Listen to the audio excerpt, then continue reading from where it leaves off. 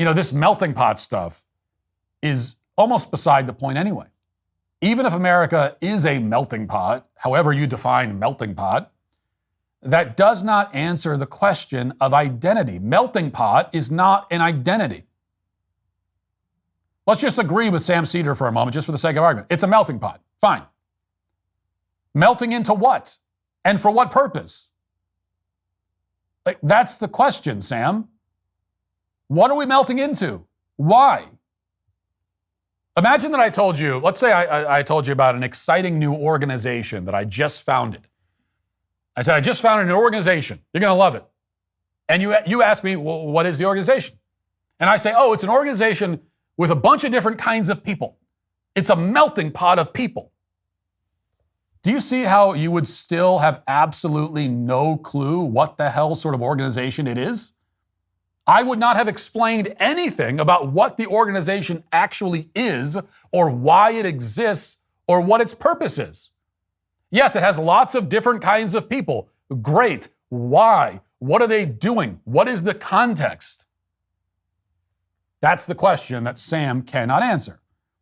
He's debating national identity, but he has absolutely no conception of what our identity actually is.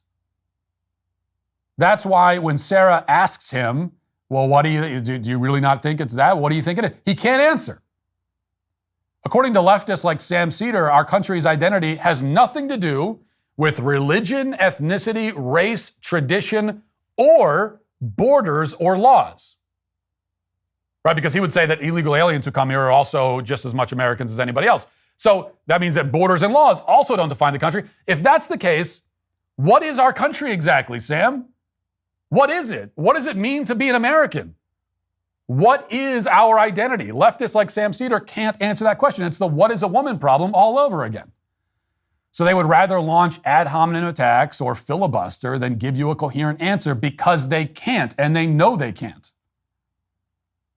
Guys like Sam, they can spit and sputter and tantrum all they want, but it won't change the facts here. And the fact is that, again, America was founded by Christians of Western European descent. That is the culture that our country is rooted in. That's a fact. If the Chinese or the Arabs had colonized North America and founded a nation here, it would be a fundamentally different nation. This country, the USA, the country that we live in right now, could not have been formed by any group other than Christians of Western European descent. Now, other groups can form countries. Many groups have formed many countries, obviously, but they could not have formed this country. This country is distinctly Christian and European at its core. That is a fact. And guys like Sam have no response to that fact other than to cry about it. And that's why, in response to my posts on this subject, in which I simply asked him to define American identity, Seder posted this inane message on X. He said, quote, I'm impressed how aggressively these guys from Daily Wire are owning white nationalism and theocracy. So that's he called white nationalism. That's scary. Don't you get it, Sam? We don't care. You can label it all you want. Oh, that's white nationalism. That's theocracy. That's Nazism. Whatever.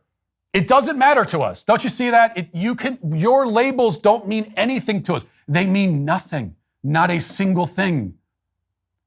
See, the emotional blackmail only works if we give a damn what you think of us, and we don't at all, not at all. So you're left with the question still that you can't answer. Once again, he refuses to articulate an actual response. Instead, he resorts to these dumb labels that win debates in his circle, but he's left flailing and flabbergasted when he finds himself surrounded by people who aren't afraid of the labels. We don't care what you call us. The word white is not a pejorative to us. So now what, Sam? What do you have to say now? That tactic's off the table. We don't care. What about the issue? You have anything to say about that?